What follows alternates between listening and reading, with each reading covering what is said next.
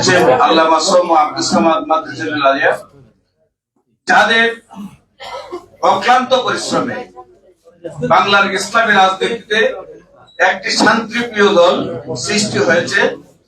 প্রথমে আমি তাদেরকে আজকে গোল টেবিলে ধন্যবাদ জানাচ্ছি। পাশাপাশি বিশেষ করে সমালোচনার দিকে আজকে বর্তমান সরকারকে যে সমালোচনা করতে চাই, আজকের গোল টেবিলে বৈঠক থেকে বলবো যে বাংলাদেশের প্রথম কাজটা আপনার ছিল যতগুলো রাজনৈতিক দল রয়েছে প্রত্যেকটি রাজনৈতিক দলের সাথে আপনার পরামর্শ করা। আপনি যে সবকিছু ভালো বুঝেন সেটা আপনি মনে করা ঠিক হয়নি।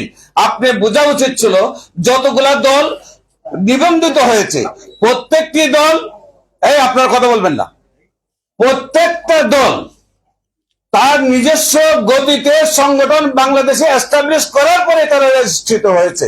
তাদেরকে যথাযথ মূল্যায়ন করে এখনো সামনে দেশ কিভাবে গড়বেন সেটার ব্যাপারে আপনাকে তাদের সাথে যৌথ পরামর্শ করার জন্য বিনীত অনুরোধ জানাচ্ছি। পরিশেষে বলবো যে সামনে নির্বাচন নির্বাচন নির্বাচন, এর বিকল্প যেহেতু কোনো শব্দ নেই। আমরা এদেশে এই পর্যন্ত যত সরকার এসেছে একটি গোষ্ঠী ক্ষমতায় গিয়েছে, বাকি দলগুলি আবার তাদেরকে ক্ষমতায় থেকে নামানোর জন্য অক্লান্ত পরিশ্রম করে রাজপথে।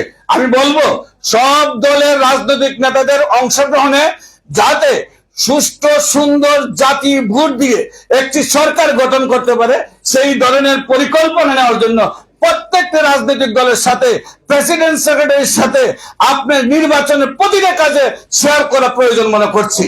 পাশাপাশি বলবো যে সরকার গঠনের পরে যে সংরক্ষিত আসন থাকে সেইগুলো নিয়ে যেভাবে বাণিজ্য চলে, আমরা দেখি ও আপড়তে পারে না, তারা সংসদে চলে যায় টাকার ভিড়ে। তাদেরকে ক্ষমতা না দিয়ে রাজনৈতিক দলের মধ্যে যারা ক্ষমতায় ছিল যাবে আর বাকি যারা যাবে না সংরক্ষিত আসনে প্রত্যেকটি দলকে অন্তপক্ষে বন্টন করে দিয়ে সংরক্ষিত আসন মহিলা এবং পুরুষ বলতে কোন শব্দ থাকা উচিত নয়। আমরা মানুষ যারা রাজনীতিতে যোগ্য মনে করি প্রত্যেকটা রাজনৈতিক দলের প্রধানকে আপনারা সেই সংরক্ষিত আসনে নেবেন এই দাবি করে পরিশেষে ইসলামী পন্থের যেমনি ভাবে আজকে 4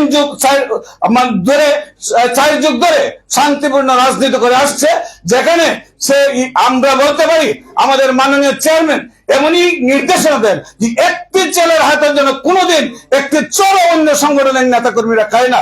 এই দলকে শান্তিপূর্ণভাবে সারা বাংলাদেশে নয় সারা বিশ্বে যেভাবে এগিয়ে নিয়েছেন সেই জন্য ইসলামী পন্থের সকল নেতৃবৃন্দকে ধন্যবাদ জানিয়ে এবং সকল রাজনৈতিক সংগঠনকে ইসলামী পন্থের থেকে রাজনীতি শিকার জন্য আহ্বান জানিয়ে শেষ করছি। সবাইকে ধন্যবাদ। আসসালামু আলাইকুম ওয়া রাহমাতুল্লাহি ওয়া বারাকাতুহু।